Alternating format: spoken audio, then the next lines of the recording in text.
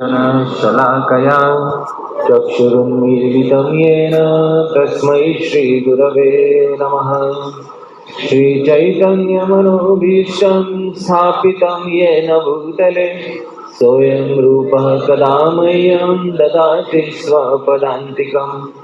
वन्देऽहं श्रीगुरो श्रीयुतपदकमलं श्रीगुरुन् वैष्णवांश्च श्रीरूपं साग्रजातं सहगण रघुनाथान्वितं तं सजीवं साद्वैतं सावधूतं परिजनसहितं कृष्णचैतन्यदेवं श्रीराधाकृष्णपादान् सहगण ललिता श्रीविशाखान्वितांश्च नमो विष्णुपादाय कृष्णप्रेष्ठाय भूतले श्रीमते भक्तिवेदान्त स्वामिन्निति नामिने।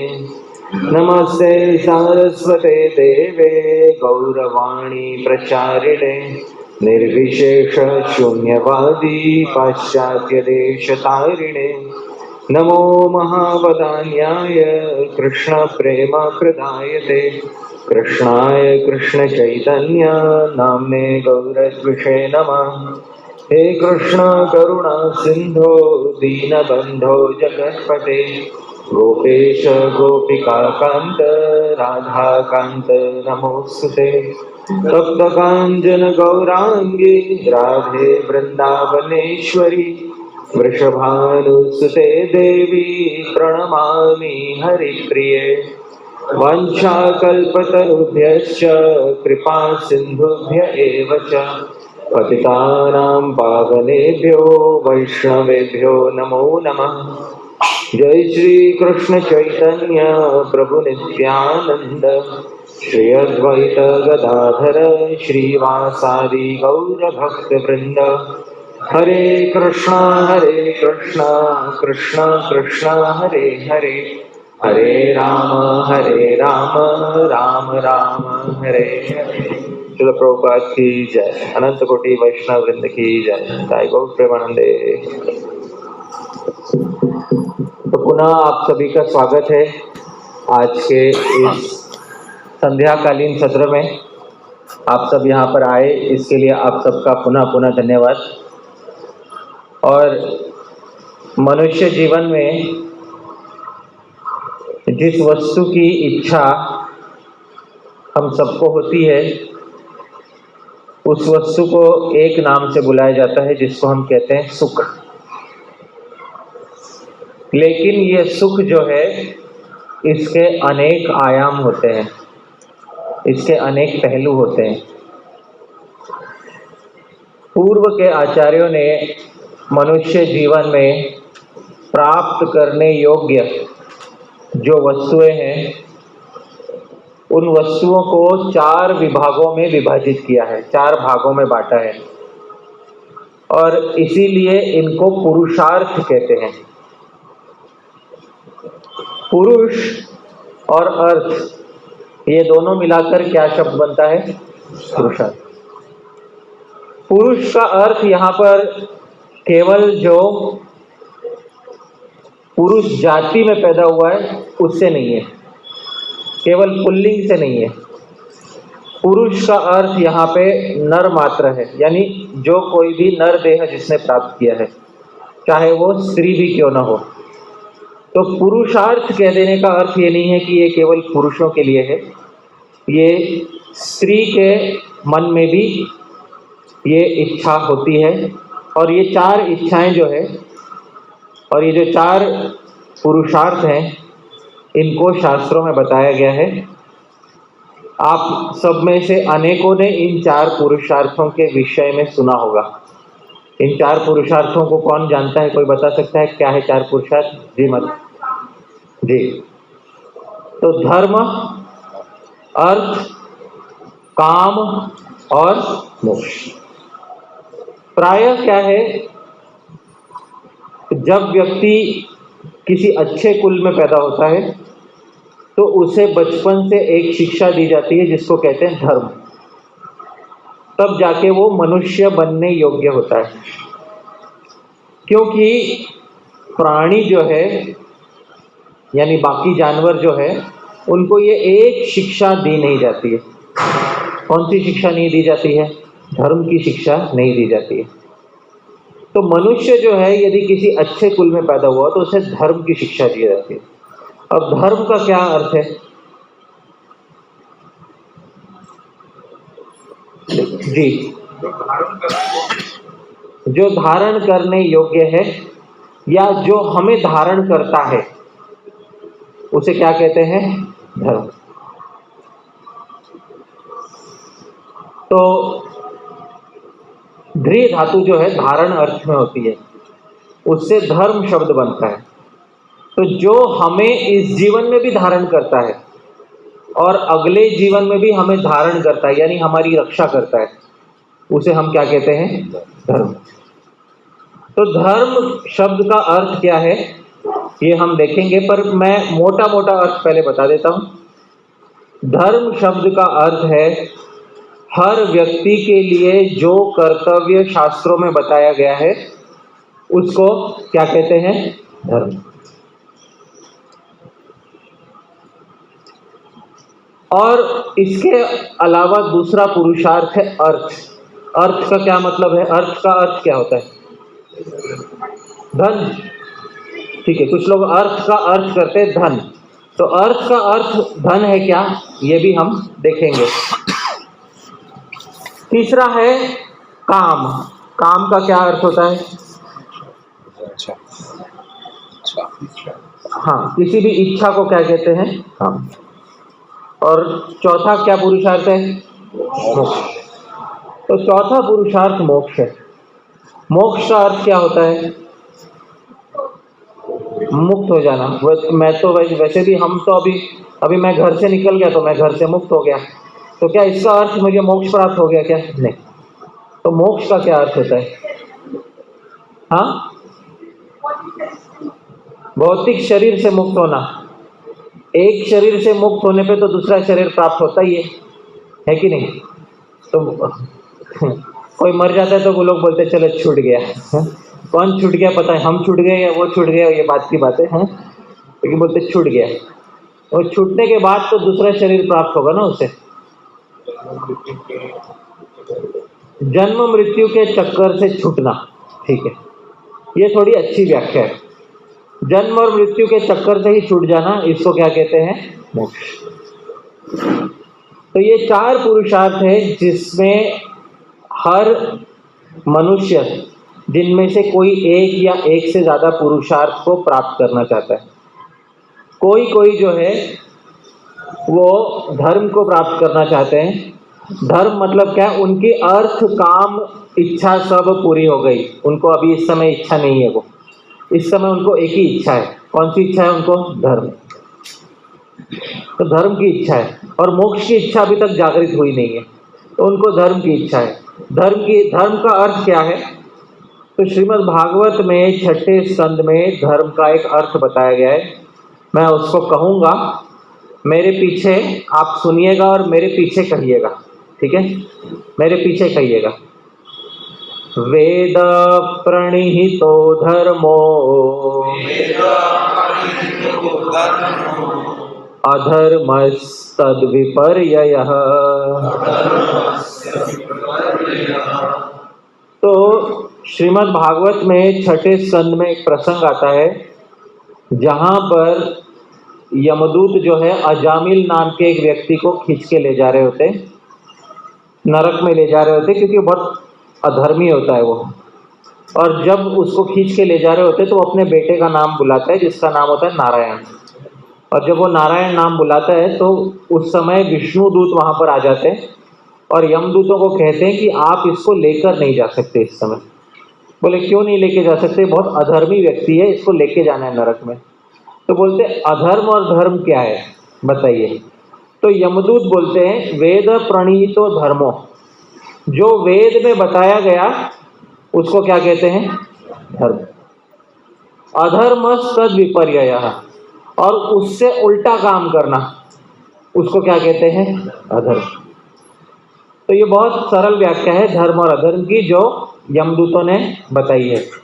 वेद प्रणीतो धर्मो अधर्म तद विपर्ययः। वेदों के द्वारा बताया हुआ जो भी कार्य है उसको क्या कहते हैं? धर्म।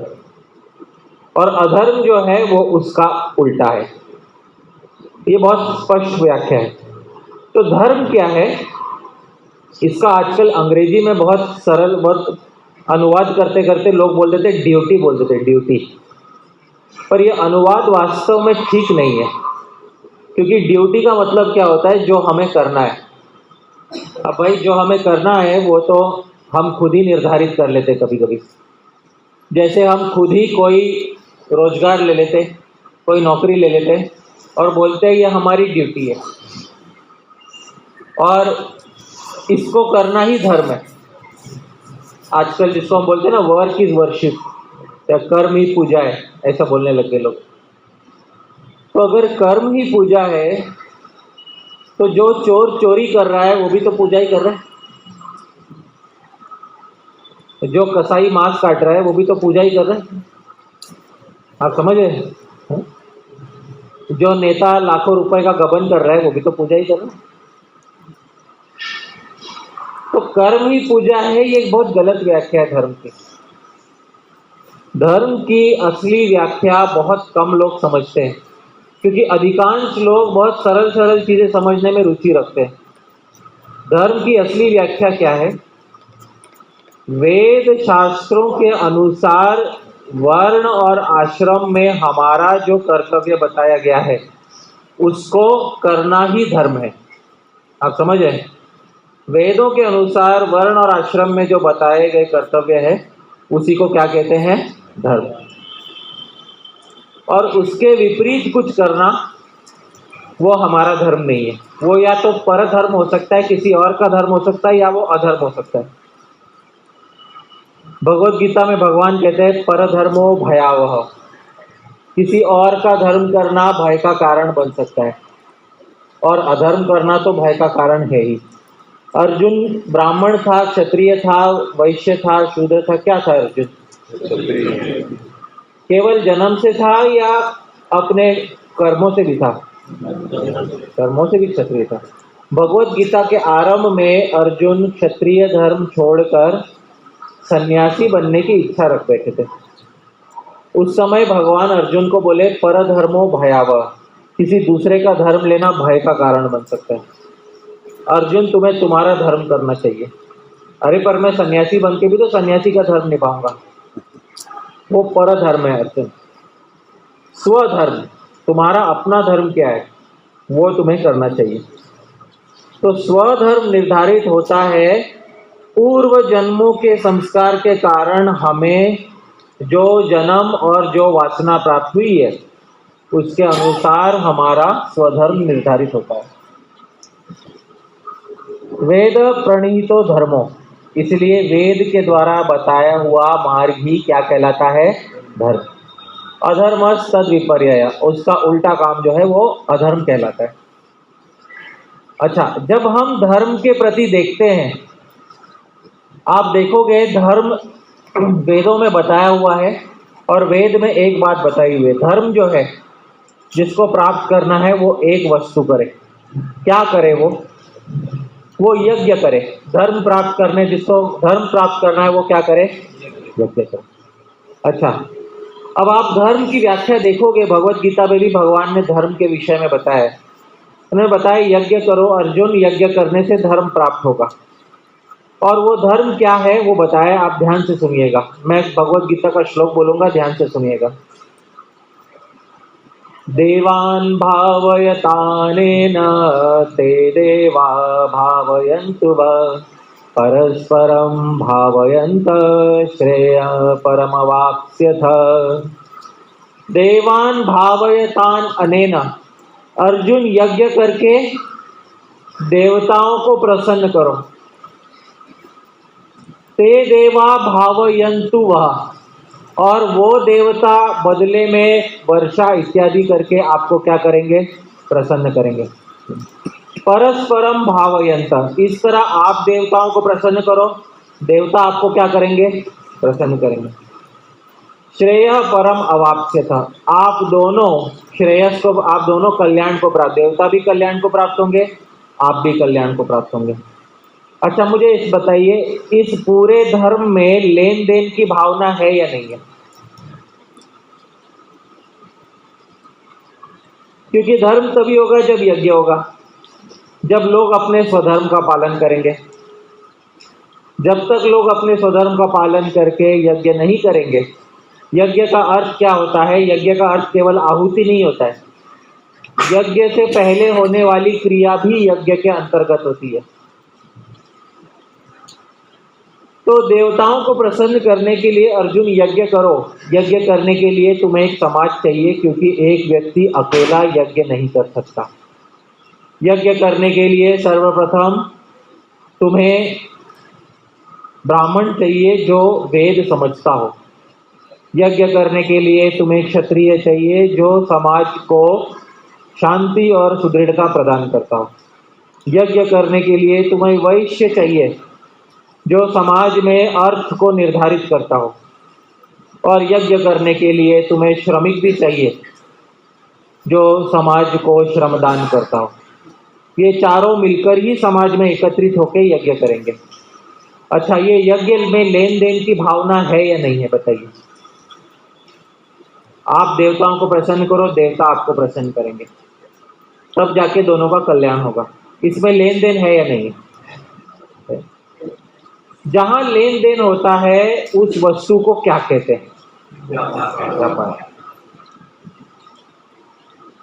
तो धर्म में व्यापार है या नहीं है?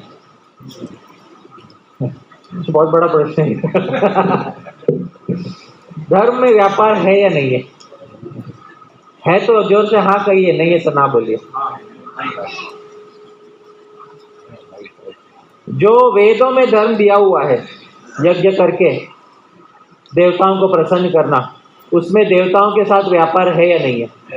अवश्य, 100% है।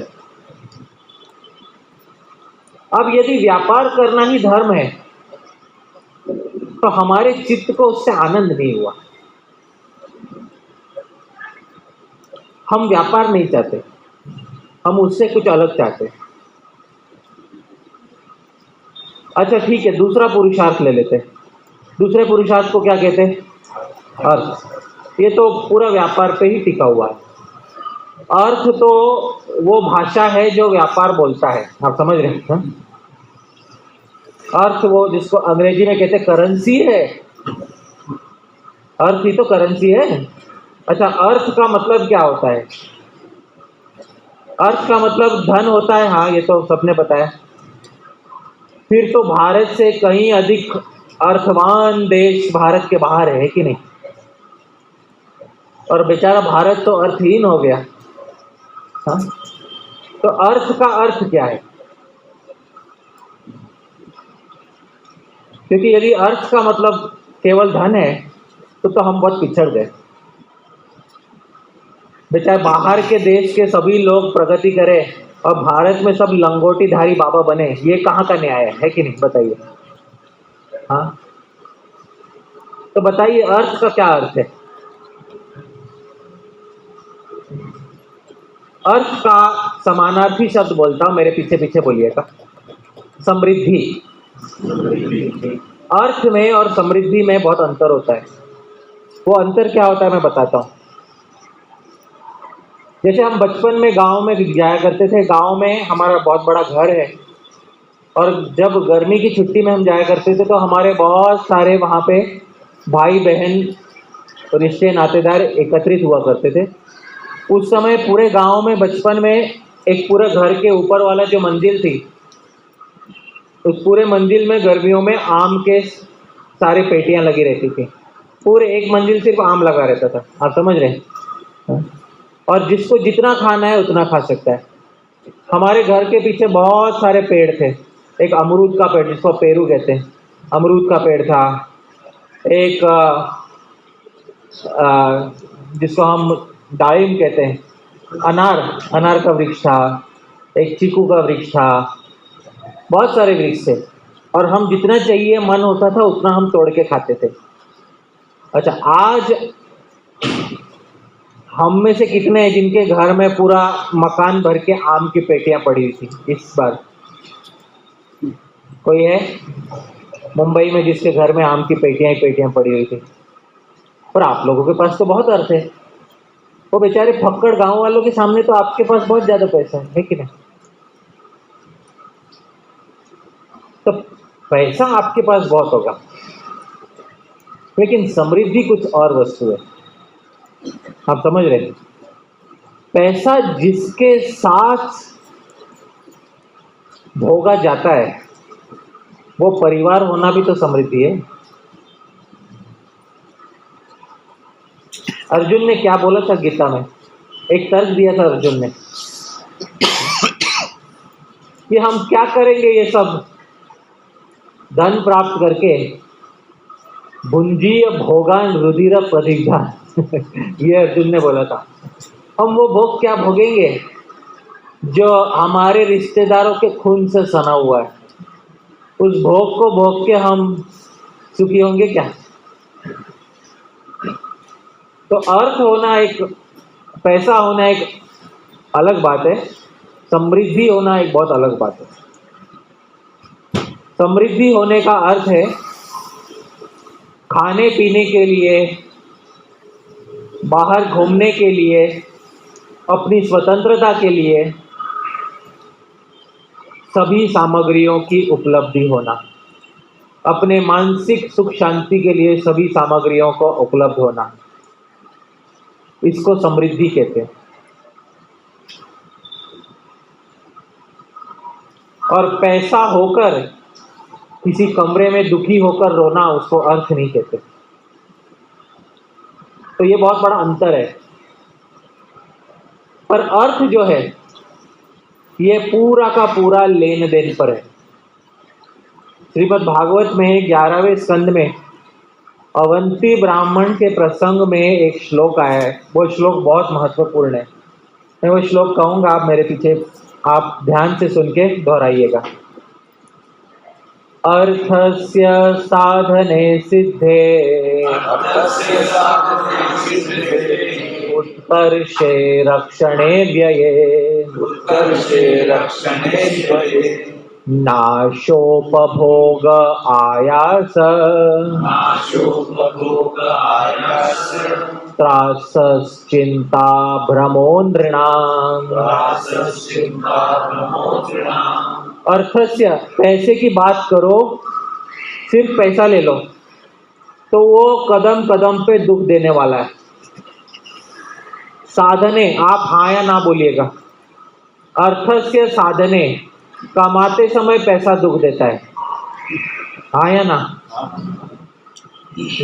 बाकियों को नहीं दुख देता, क्या सबको देता है या नहीं देता? देता है। सिद्धे, पैसा कमा लेने के बाद भी दुख देता है, देता है कि नहीं देता है? हाय इस बार इतना नहीं कमा पाया, 2 दिन छुट्टी ले लिया इसलिए मेरे पैसे काट लिए। आप समझ रहे हैं? हाँ? अर्थस्य साधने सिद्धे उत्कर्षे, पैसा बढ़ाने में भी क्लेश होता है कि नहीं होता? हाँ भाई, कहाँ शेयर मार्केट में डाला था, बेचारे उन लोगों को पूछिए। मैं 2 दिन पहले मैं न्यूज़ में देखा था, एक व्यक्ति है जो मोबाइल फ़ोन के एप्लीकेशन में से शेयर मार्केट का काम करता था। तो वो मोबाइल फ़ोन के एप्लीकेशन में कुछ गलत हो जाने की वजह से उसका 10 लाख रुपया डूब गया। आधे घंटे में 10 लाख रुपया डूब गया उसको। तो बेचारा अपना पैसा बचाने जा रहा था। तो रक्षणे, पैसा बचाने में भी क्लेश होता है।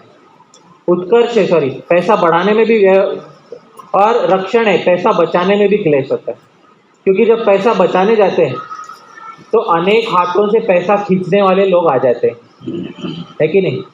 सब अच्छा चल रहा था, अचानक से घर में कुछ टूट गया, आप समझ रहे हैं? तब क्लेश होता है। अरे मैं तो बचाने की कोशिश कर रहा था। सब अच्छा चल रहा था, अचानक से बच्चों के स्कूल के फीस में इस साल कुछ और भारी मात्रा में बढ़ोतरी हो गई। अरे मैं तो बचाने की कोशिश कर रहा था। आप समझ रहे? रक्षण है।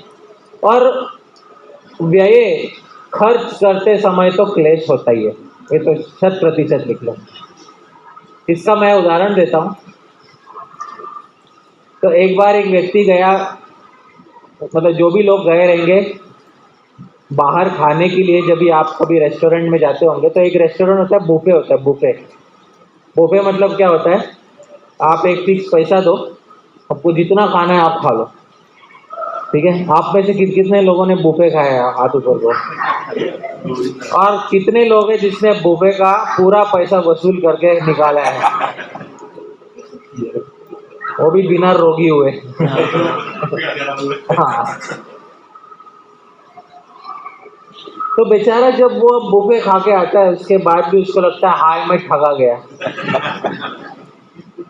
अरे ये वो समय था जब तुम आनंदित हो सकते थे, है कि नहीं।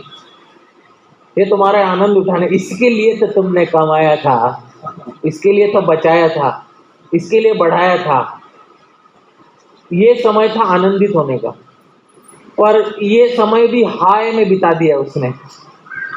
व्यय, पैसा खर्च करने में भी हाय होती है। कभी कभी होता है ना, रिक्शा वाला रिक्शा चलाता है, तो रिक्शा चलाता है तो जब हमारा स्टॉप आने वाला था तो मन बोलता है 1 रुपया बढ़ना नहीं चाहिए, तो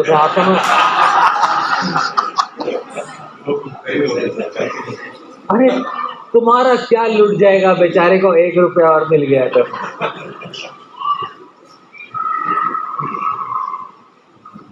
ठीक नहीं। और भारी क्लेश तो तब होता है जब रिक्शा रुक जाता है, तब ठीक होता है। पैसा निकालते निकालते जब एक बढ़ जाता है तब उसमें और क्या। तो एक दूसरा क्लेश है वो। अच्छा मुझे बताइए, अर्थ लेन देन पर आधारित है या नहीं आधारित है? वो तो भाषा है लेन देन की। तो धर्म भी व्यापार है, और अर्थ तो व्यापार की क्या है, भाषा ही है। चलो, ये 2 पुरुषार्थ तो पूरे व्यापार पे ही आधारित हुए। शायद तीसरे पुरुषार्थ में हमें कुछ शांति मिलेगी। तीसरा पुरुषार्थ कौन सा है? काम। अब काम, ये पुरुषार्थ ऐसा है कि भाई काम का अर्थ क्या होता है। काम का 2 अर्थ होते हैं। एक होता है इच्छा। काम का मूल अर्थ क्या है? इच्छा। काम का दूसरा अर्थ होता है, एक विशेष अर्थ होता है स्व सुख की इच्छा, अपने सुख की इच्छा। और विशेष रूप से स्त्री और पुरुष के बीच में जो परस्पर आकर्षण होता है उसको भी शास्त्रों में किस नाम से बुलाया गया है? काम। इस नाम से बुलाया गया। काम ये सबसे पहले इस संसार के आरंभ में भगवान के मन में उत्पन्न होता है। शास्त्रों में दिया गया है सह अकामयत एको हम बहुश्याम। उन्होंने कामना की, भगवान ने कामना की। क्या कामना की? एको हम, मैं अकेला हूँ, बहुश्याम, मैं बहुत हो जाऊं। तब जाके उन्होंने सृष्टि का निर्माण किया, सारे जीवों को यहाँ पर पुनः लाया। तो काम पुरुषार्थ कैसा है? अब मुझे एक बात बताइए, हमसे जो व्यक्ति प्रेम नहीं करता उसमें ऐसे व्यक्ति से हम प्रेम करना चाहेंगे क्या? कुछ लोग इस पे तर्क देते हैं, मालूम है क्या तर्क देते हैं? नहीं, मैं अपने पत्नी से प्रेम करता हूँ, मैं अपने पति से प्रेम करती हूँ, मैं अपने पुत्र से प्रेम करता हूँ। कुछ लोग बोलते हैं नहीं, मैं अपनी नई नवेली गाड़ी से प्रेम करता हूँ, गाड़ी मुझसे प्रेम नहीं करती, मैं गाड़ी से प्रेम करता हूँ। तो उपनिषदों में एक बात कही गई है और ये बहुत महत्वपूर्ण बात है। याज्ञवल्क्य ऋषि और उनकी जो पत्नी है मैत्रेयी, उनके बीच में एक संवाद है और याज्ञवल्क्य ऋषि कुछ समझाते हैं। मैं कहूँगा, मेरे पीछे पीछे बोलिए। न वा अरे पत्युः कामाय पति प्रियो भवति आत्मनस्तु कामाय पति प्रियो भवति। तो याज्ञवल्क्य ऋषि कहते हैं न वा अरे, अरे मैत्रेयी सुनो, बात सुनो, तुम कहते हो कि तुम मुझसे प्रेम करती हो, पत्नी पति से क्यों प्रेम करती है? ना वा अरे पतियु कामाय, पति के सुख के लिए पत्नी पति से प्रेम नहीं करती। तो पत्नी पति से क्यों प्रेम करती है? आत्मनस्तु कामाय, क्योंकि वो खुद से प्रेम करती है और वो खुद का सुख चाहती है और उसका सुख पति के सुख में है, इसलिए वो किससे प्रेम करती है? पति से प्रेम करती है। फिर वो बोलते हैं, यही बात उल्टा करके बोलते हैं, मेरे पीछे बोलिए। नावा अरे जायायै कामाय जाया प्रियो भवति आत्मनस्तु कामाय जाया प्रियो भवति। अच्छा, वैसे ही मैत्रेयी पति क्यों पत्नी से प्रेम करता है? क्योंकि वो पत्नी से प्रेम करता है या वो खुद से प्रेम करता है? यदि पत्नी को बुरा लगेगा, दुख होगा, तो वो दुख क्या केवल पत्नी तक सीमित रहेगा या वो दुख उस पर भी आएगा? और उसे चाहिए कि दुख एक व्यक्ति पे नहीं आना चाहिए। किस पे नहीं आना चाहिए? उस पे, खुद पे नहीं आना चाहिए। और वो दुख उस पे नहीं आना चाहिए, इसलिए वो किससे प्रेम करता है? पत्नी से प्रेम करता है। आप समझ रहे हैं? अब कोई बोलेगा, अरे नहीं नहीं, मैं तो अपनी गाड़ी से प्रेम करता हूँ, मेरी नई नवेली चमचमाती हुई गाड़ी से प्रेम करता हूँ। तो बोलते हैं, मेरे पीछे बोलिए, ना वा अरे सर्वस्य कामाय सर्वं प्रियं भवति आत्मनस्तु कामाय सर्वं प्रियं भवति। हमें सब कुछ क्यों पसंद होता है? क्योंकि हमें अंत में सबसे ज्यादा पसंद कौन है? आत्मा को आत्मा खुद सबसे अधिक पसंद होती है। आत्मा सबसे अधिक प्रेम किससे करता है? खुद से प्रेम करता है। इसलिए खुद से संबंधित जो व्यक्ति और वस्तु होते हैं उनसे प्रेम करता है और उनको सुखी रखता है। वो रोज गाड़ी को चमकाता है। आप समझ रहे हो? हाँ, जिसको गाड़ी से प्रेम है वो रोज गाड़ी को चमकाता है। क्यों? गाड़ी तो नहीं बोलती रोज मुझे चमकाओ, पर गाड़ी चमकाने से कौन खुश रहेगा? हम खुश रहेंगे। और हम अंत में हम प्रेम किससे करते हैं?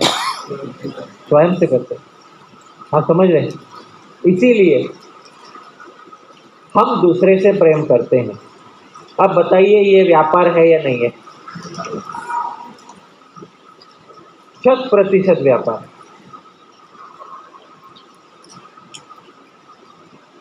किसी व्यक्ति के परिवार में कोई मर जाता है, किसी का देहांत हो जाता है। जब मर जाता है तो पहले साल बहुत रोते हैं, दूसरे साल थोड़ा रोता है, 15-20 साल बाद, आप समझ रहे, उतना नहीं रोते। क्योंकि जब तक वो व्यक्ति था तब तक लेन देन था। जब लेन देन नहीं रहा, वो व्यक्ति चला गया, लेन देन ही नहीं रहा, उसको इंग्लिश में कहते हैं out of sight out of mind. वो हो गया ना, तो उस व्यक्ति के प्रति उतनी भावना नहीं रही है। आप समझ रहे? तो ये काम पुरुषार्थ इस प्रकार है। चलो, ये 3 से तो हम मुक्त हो जाएंगे, क्योंकि अंत में शास्त्रों में हमारे लिए एक पुरुषार्थ रखा हुआ है। कौन सा पुरुषार्थ रखा हुआ है? अच्छा, मोक्ष का अर्थ क्या होता है? श्रीमद् भागवत में मोक्ष का अर्थ बताया हुआ है, मुक्तिर्हित्वा अन्यथा रूपम स्वरूपेण व्यवस्थिति। अन्य बाकी सभी रूपों को छोड़ के अपने स्वरूप में स्थित हो जाना ही क्या कहलाता है? मुक्ति।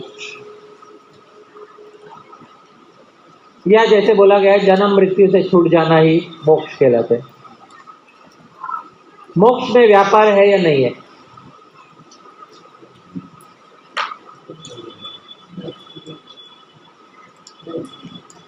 है या नहीं है?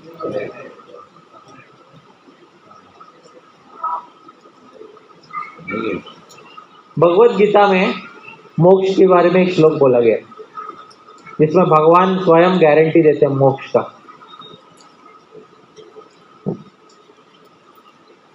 मेरे पीछे बोलिएगा, सर्वधर्मान् परित्यज्य मामेकं शरणं व्रज अहं त्वां सर्वपापेभ्यो मोक्षयिष्यामि मा शुच। कोई जानता है इसका अर्थ क्या है?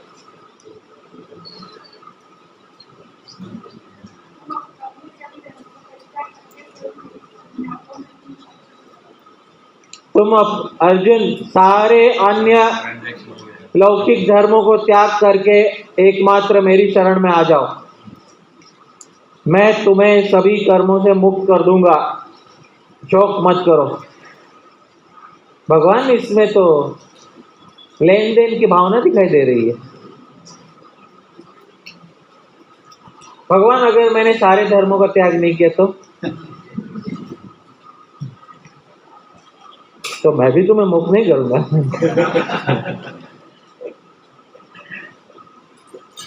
भगवान ये कौन सा व्यापार खेल रहे आप हमारे साथ? ये तो भगवत गीता का अंतिम उपदेश है ना। इसमें तो आपने व्यापार छोड़ देना चाहिए था। पूरी भगवत गीता का अंत आ गया और आप अंत में भी ये बोल बैठे कि अर्जुन सब छोड़ दो, सारे धर्म छोड़ दो, उसके बाद मैं तुम्हें मोक्ष दे दूंगा। जब सब चीजों से छूट जाना चाहता है व्यक्ति, प्रपंच से छूटना चाहता है, तो प्रपंच के जंजाल में जो पूरा व्यापार है उससे भी तो छूटना चाहेगा ना। कोई तो ऐसा हो जो हमारा हित करे बिना हम उसे कुछ दिए। कोई तो होना चाहिए ना एक। हम उसको कुछ न देवे पर वो हमें सब कुछ दे। किस किस को ऐसा व्यक्ति चाहिए? हाथ ऊपर कर। हाँ, ये चाहिए ना जी, ये तो सबको चाहिए ना। ये व्यापार खेल के मजा नहीं आ रहा है, आप समझ रहे हो? हमारी इच्छा इसकी नहीं थी कि तुम हमारी पीठ खुजलाओ और हम तुम्हारी पीठ खुजलाएंगे।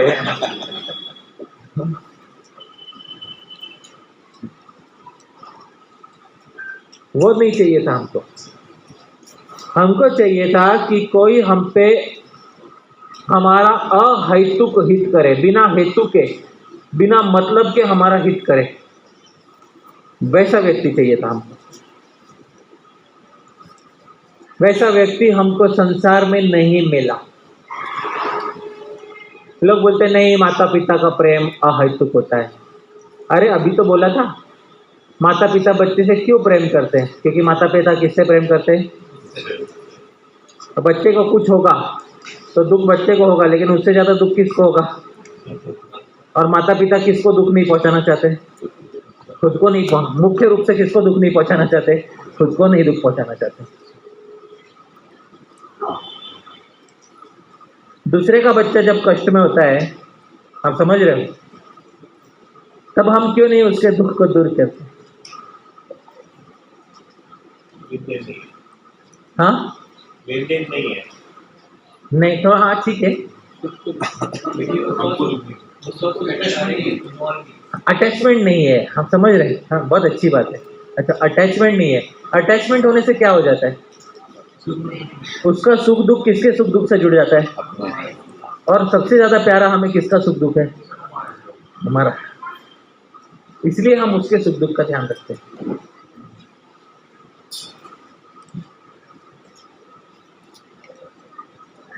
तो मराठी में एक कहावत है,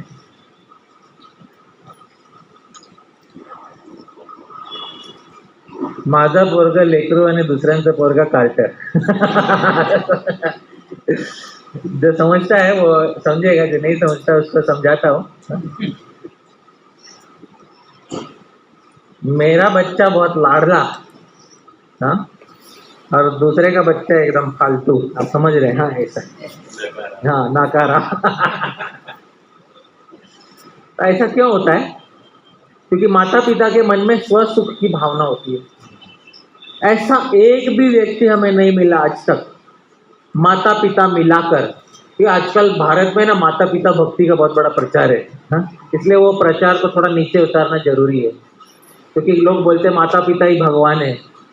भाई मातृदेवो भव, पितृदेवो भव। माता को देवता जैसा, देवता नहीं देवता जैसा मानने वाला हो वो, पिता को देवता जैसा मानने वाला हो। ये नहीं कि माता और पिता साक्षात भगवान है, हाँ? भगवान भगवत गीता में बोलता है अहम बीज प्रदापिता, तुम्हारे सारे माँ बापों का माँ बाप मैं हूं। मैं वो हूं जिसकी भक्ति बहुत सारे माँ बाप नहीं करते, मैं वो पिता हूं। आप समझ रहे हैं?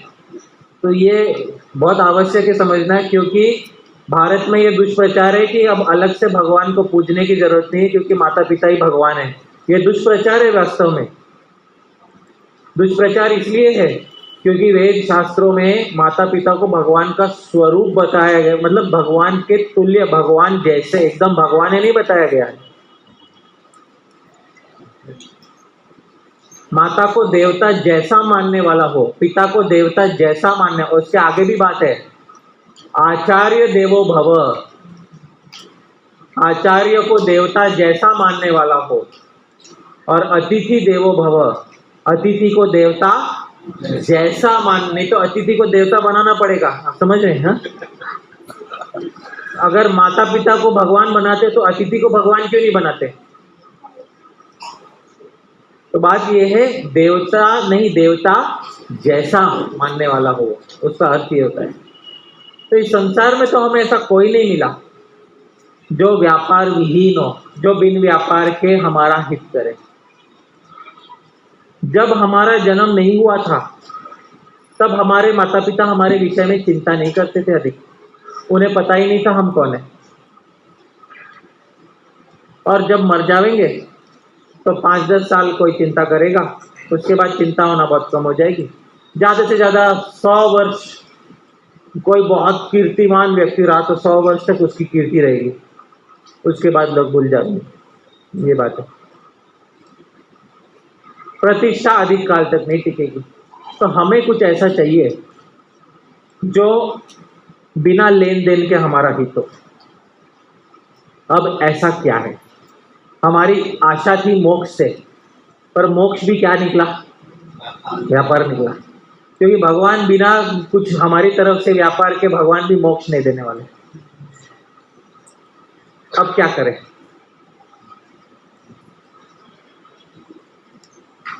जब हमारे सामने कोई समस्या आती है, अब हमारे सामने क्या आ गई है? समस्या आ गई। जब हमारे सामने कोई समस्या आती है तो हमें खुश हो जाना, हमें सुखी हो जाना चाहिए। क्यों सुखी हो जाना चाहिए? क्योंकि जो अन्य हजारों लोगों के सामने नहीं आई, वो समस्या हमारे सामने आई है। हमारा मन वहां अटक गया है जहां लाखों बाहर घूमने वाले लोगों का मन नहीं अटका है। जब हम इससे बाहर निकलेंगे तब हम सच में प्रगति करेंगे। बिना समस्या के कोई व्यक्ति प्रगति नहीं करता। आप समझ रहे हैं? व्यक्ति प्रगति कब करता है? जब उसके जीवन में क्या उत्पन्न होती है? समस्या। उसके बिना कोई प्रगति नहीं करता।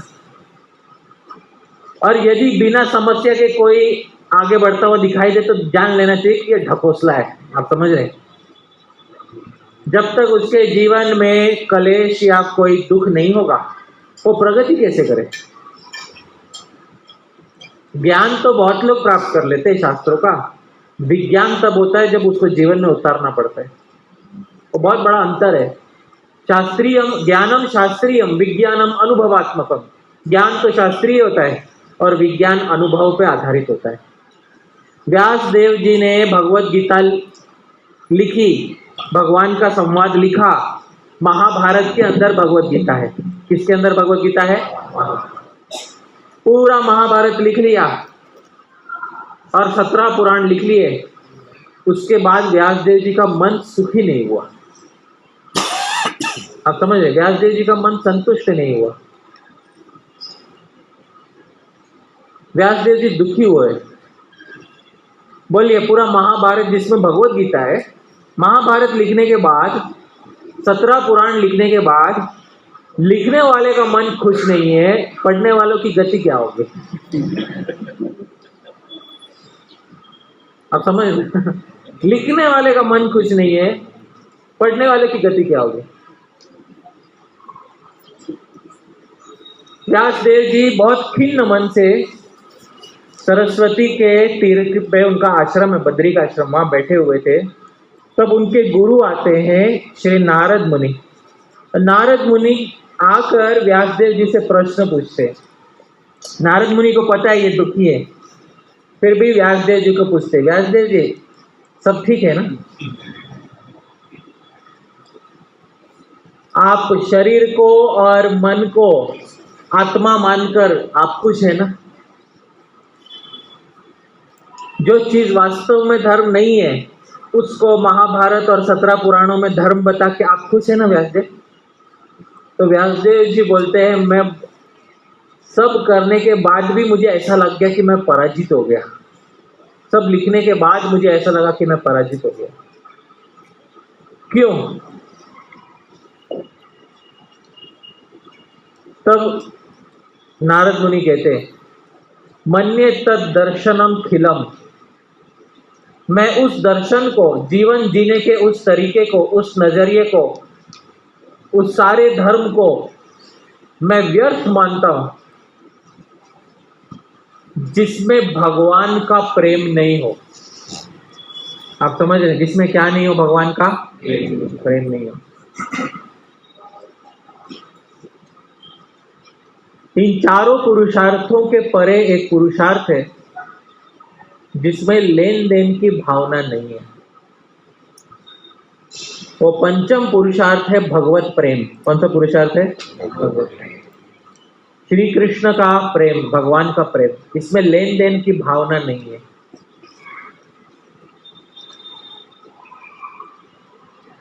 भगवान अपनी तरफ से लेन देन की भावना लेके बैठे हुए हैं। भगवत गीता में क्या बोले मालूम है?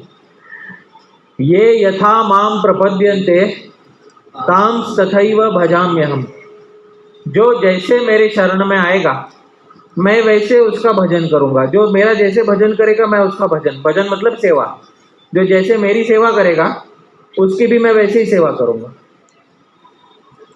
आप समझ रहे? इन भगवान को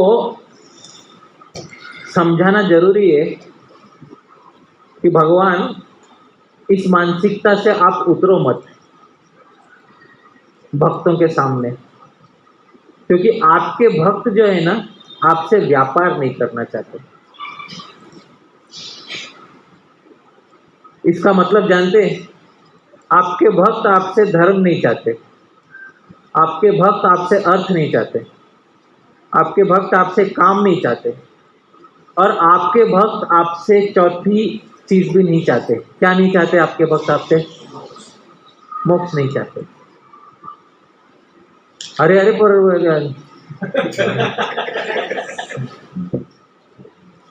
कौन कौन भगवत धाम जाना चाहता है?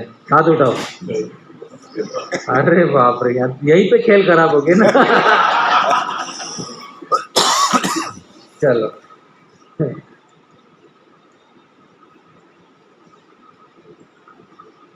तब नारद मुनि ने व्यासदेव जी से कहा, व्यासदेव जी अब ऐसा शास्त्र रचिएगा जिसमें ये सब धोखाधड़ी से भरा हुआ धर्म आप निकाल दो।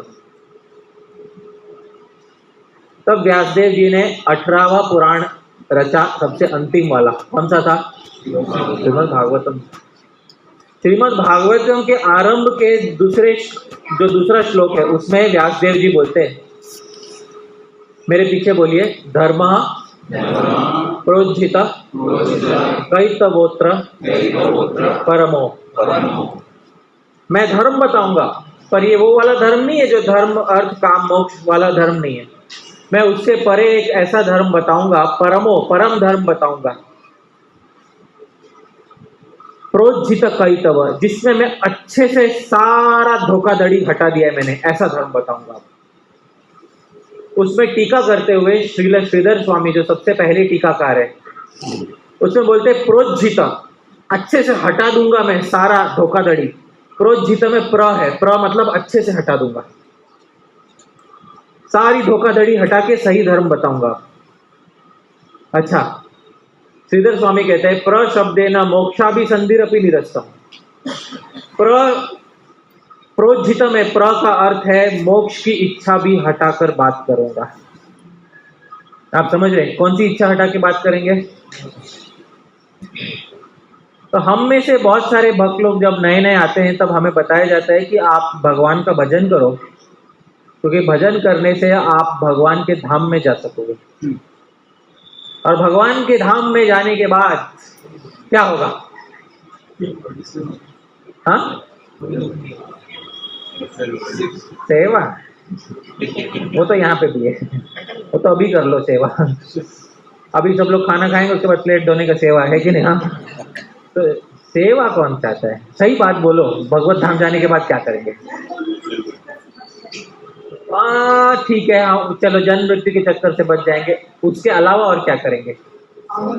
हाँ, ये बात बहुत महत्वपूर्ण है। भगवत धाम जाके हम क्या करेंगे? हाँ, हम मजा करेंगे। समझ रहे हैं?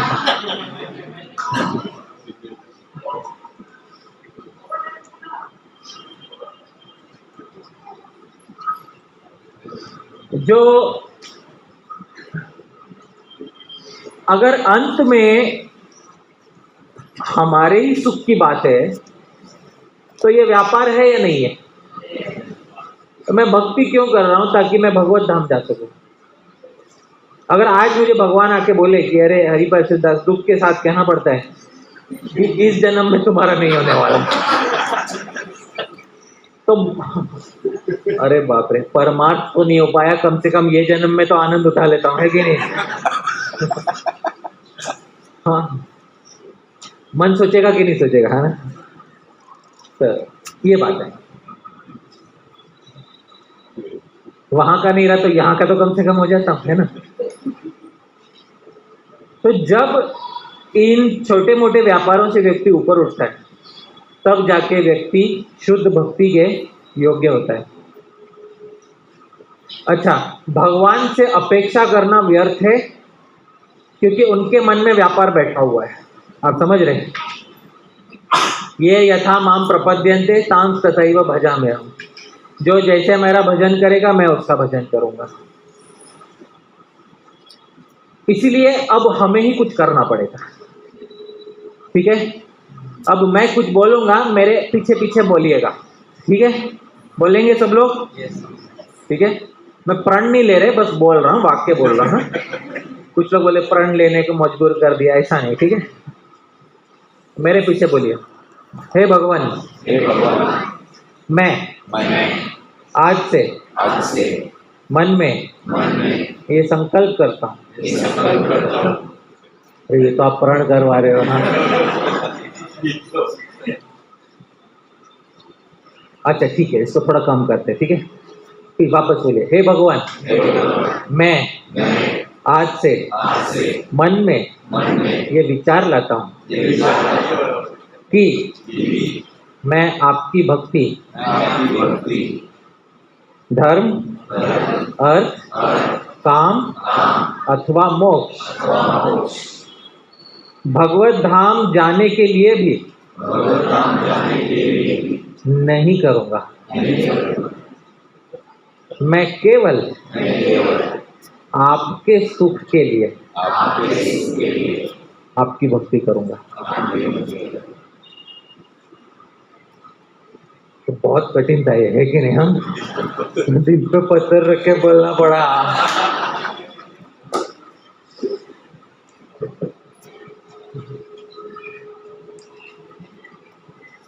अब भगवान क्या उत्तर दोगे? आप तो बोले थे जो जैसे मेरे शरणागत होता है वैसे मैं, जो जैसे मेरी शरणागति को प्राप्त होता मैं भी उसका वैसे भजन करता। अब हम आपके भक्ति को प्राप्त हुए, लेकिन हम किसके सुख के लिए भक्ति कर रहे हैं? आपसे। अब भगवान बोलिए। तो ये वो समय है जब भक्ति भगवान को हरा देती है। आप समझ रहे हैं? हाँ? भक्ति का एक लक्षण होता है कि श्री कृष्ण को भी, श्री कृष्ण आकर्षणी, श्री कृष्ण को बस में कर लेने वाली जो भक्ति है वो ये वाली भक्ति होती है, क्योंकि इसका उत्तर भगवान के पास नहीं है।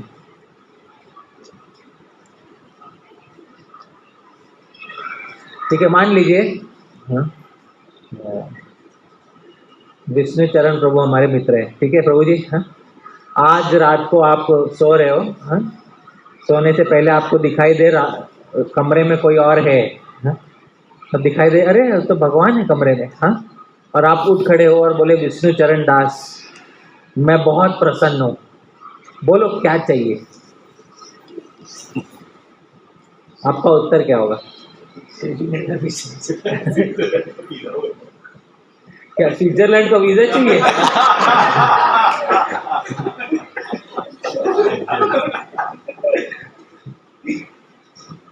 बोलो बोलो। सुख और शांति चाहिए, तथास्तु। पूरा लेक्चर देने के बाद अपना सुख और शांति मांग बैठे। देखा जीवात्मा किसको अपना सुख कितना प्रिय होता है कि नहीं? लेक्चर होने के बाद भी जीवात्मा क्या मांग रहा था? अपना सुख। अच्छा, विष्णु चरण प्रभु क्या चाहिए? हाँ, आप चाहिए भगवान।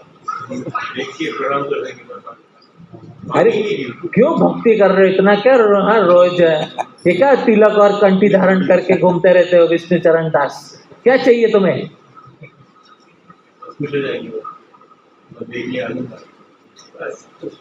मांगना क्या प्रभु? अगर प्रेमी मांगेंगे तो भी तो व्यापार हुआ ना, वो तो भगवान की इच्छा के ऊपर रहता है। अरे वाह, अरे कुछ तो मांगो विष्णु चरण प्रभु।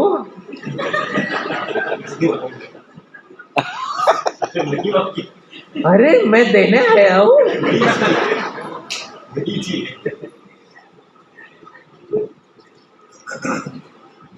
तो यहाँ भगवान पराजित हो जाते हैं। आप समझ रहे हैं? इधर ये पराजय भगवान की।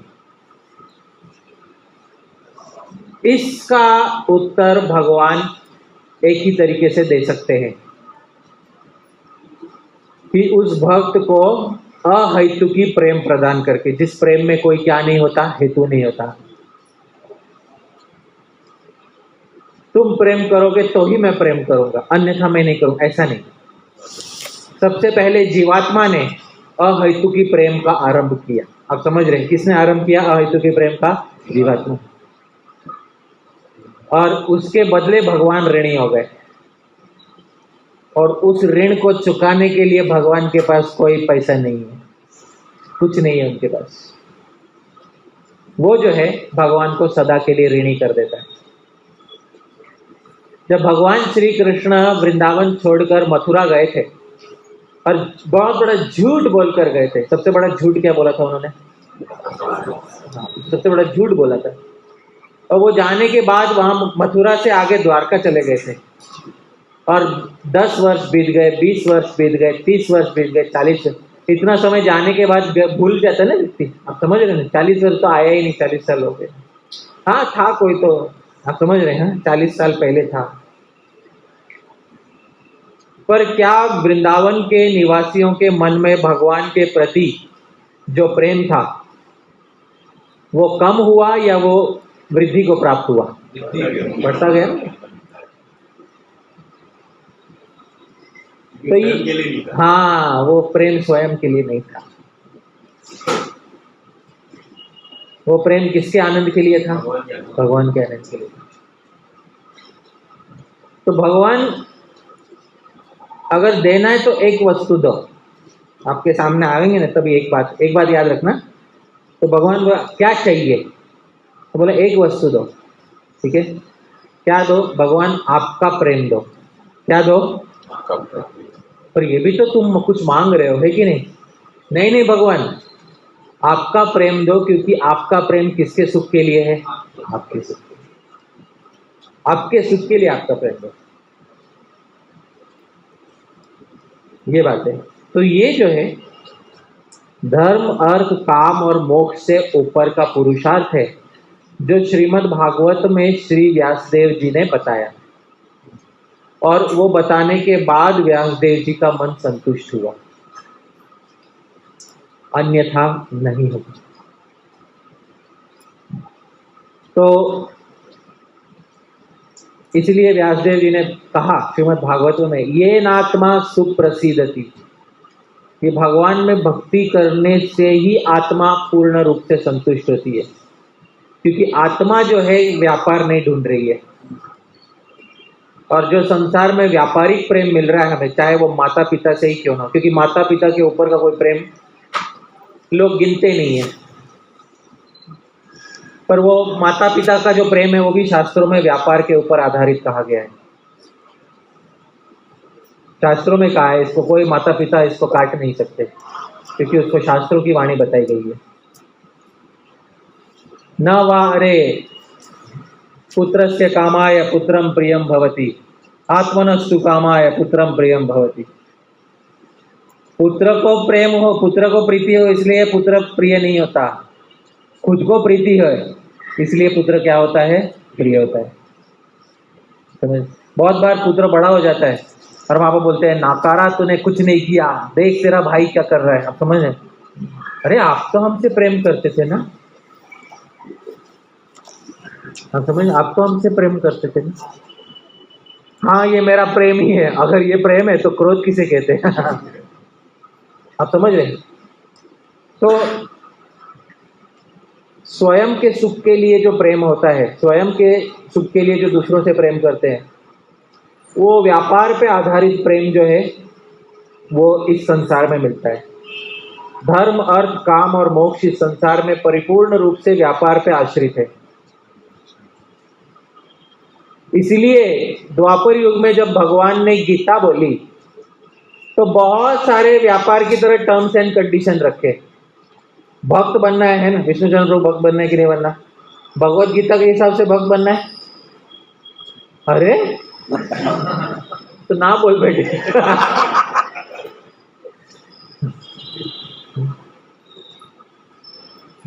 राज परिचित जो 12वें अध्याय में ना भक्त के कुछ लक्षण बताए गए है कि नहीं?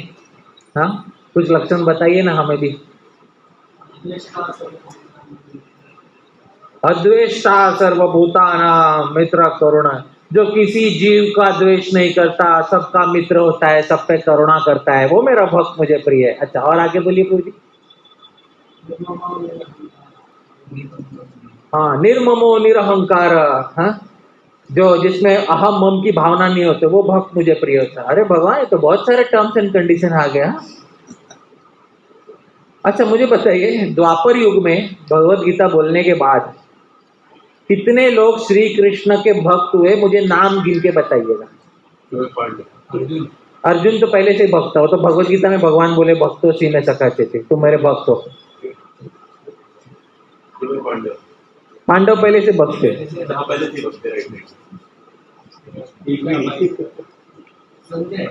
संजय ढूंढ ढूंढ के राज परीक्षित प्रभु ने एक भक्त ढूंढ ही लिया।